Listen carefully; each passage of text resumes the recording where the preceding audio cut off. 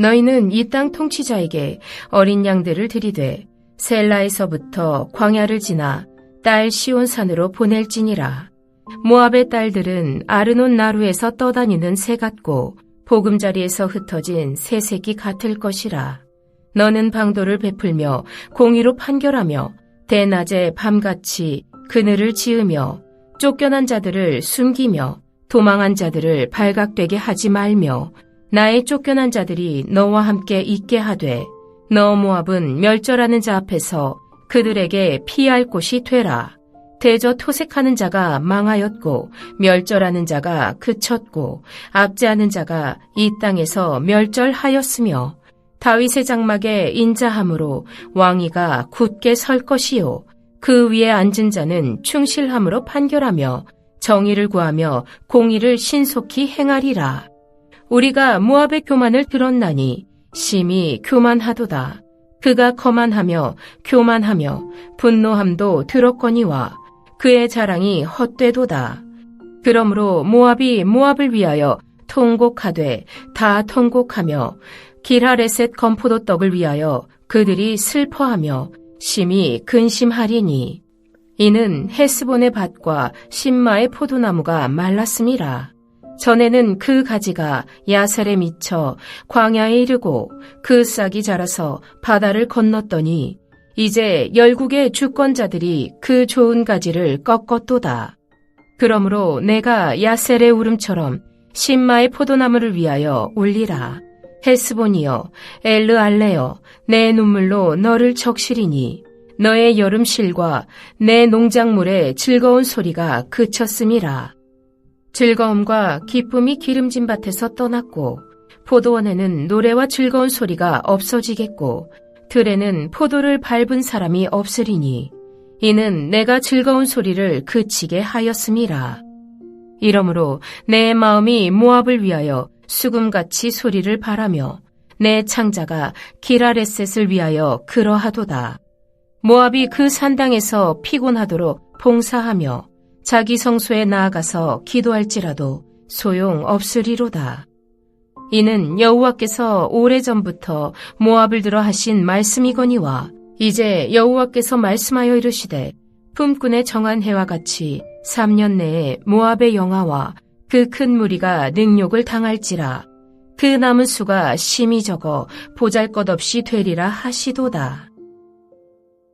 바벨론에 대한 심판의 경고에 이어서 하나님은 당대의 강대국이었던 아수르에게도 심판을 선언합니다. 이 일을 하나님이 맹세하시며 작정하셨기에 막을 자가 아무도 없습니다.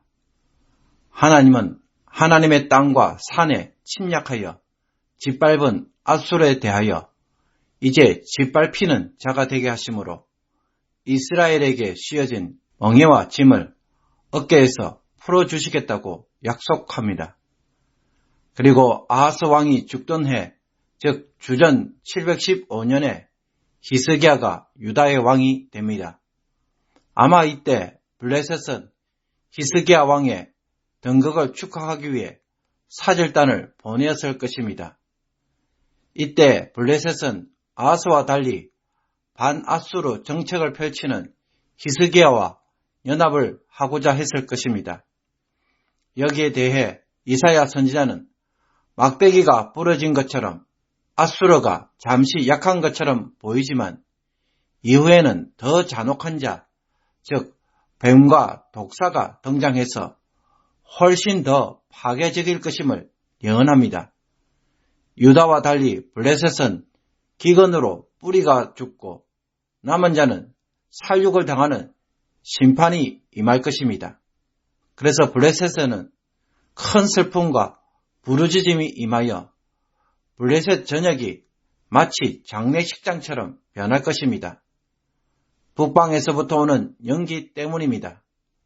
이 연기는 남하하는 아수르 군대이자 그들이 지나고 나서 불타오르는 성읍을 의미한다고 할 수 있습니다.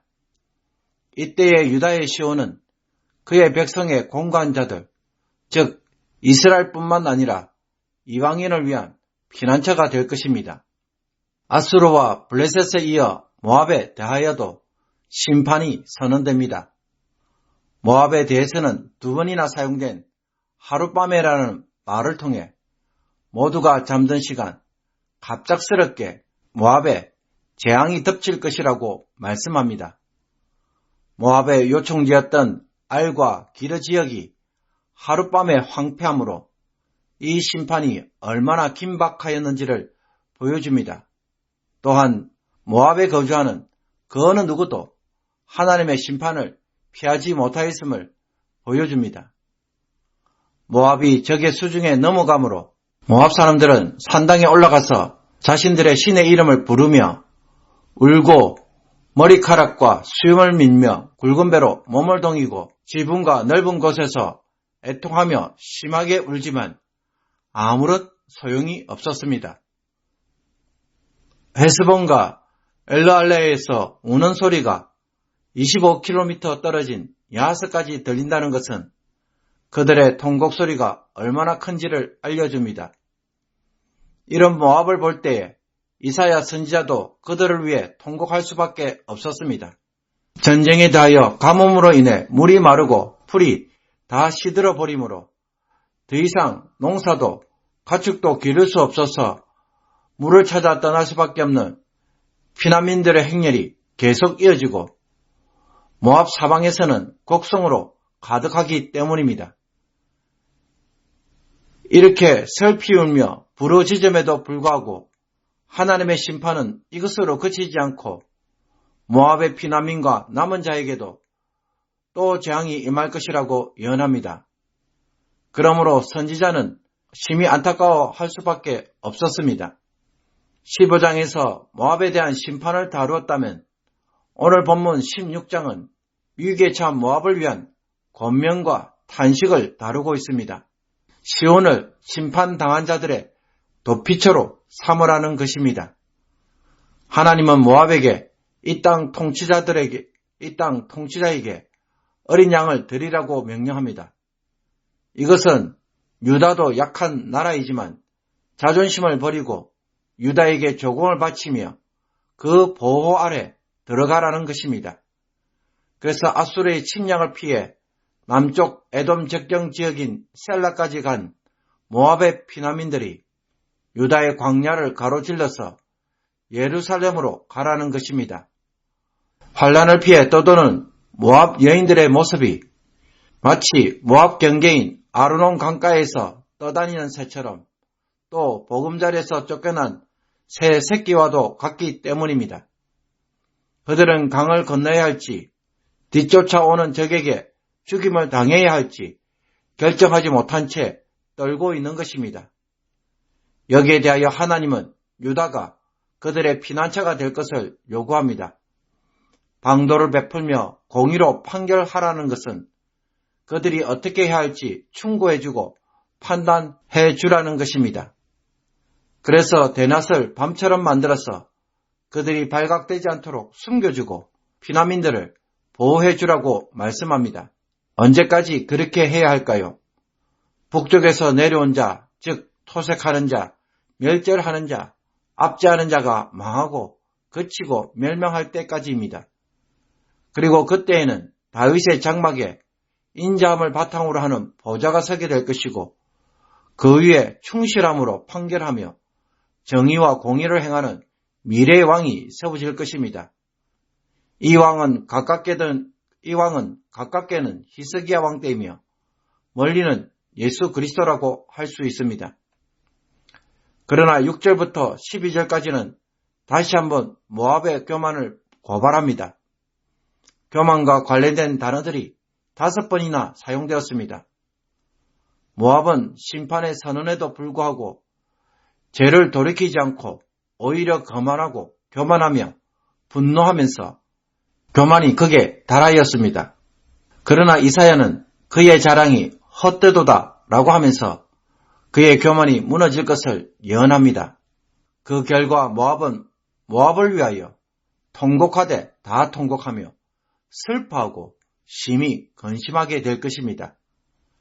그들은 자신들이 의지했던 경제적 기반인 모압의 포도 농사로 인해 심히 교만하였습니다.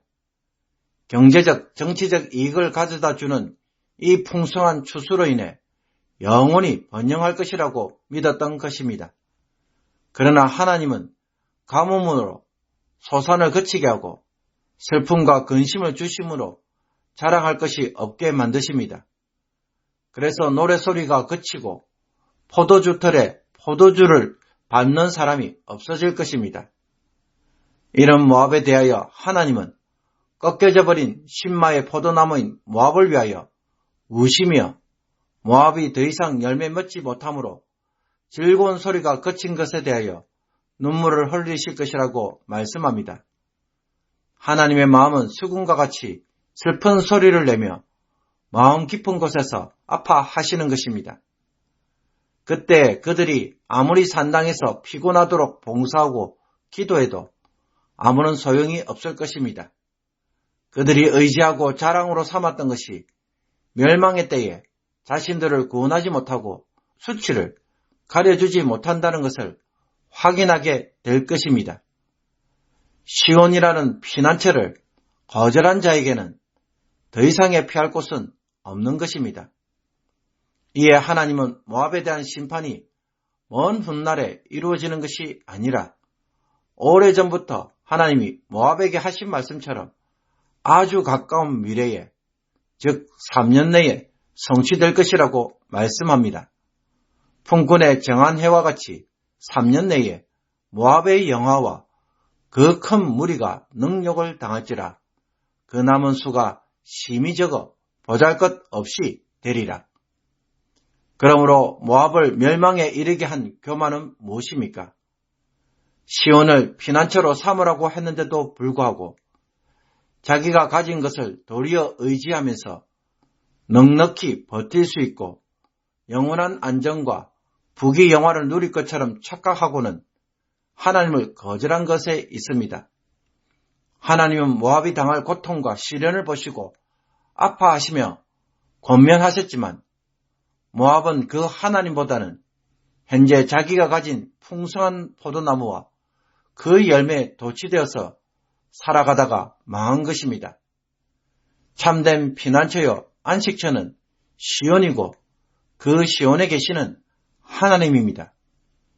겉으로 보기에 연약해도 하나님만이 참된 피난처가 되시는 것입니다. 하나님은 모압일지라도 피난처가 되어주시려고 했지만 그들은 자신이 소유한 포도원에 눈이 멀어 버렸습니다. 사랑하는 성도 여러분, 하나님 없이 세워져 가는 삶은 언젠가는 붕괴합니다. 그 모든 영광과 영화는 사라지고 맙니다. 그러니 실패를 통해 배우는 것이 아니라 말씀을 통해 깨달음으로 하나님을 자신의 피난처와 안식처로 삼고 말씀을 따라 사는 것에 영원한 안전을 두는 성도가 되기를 주님의 이름으로 축복합니다. 기도 드리겠습니다.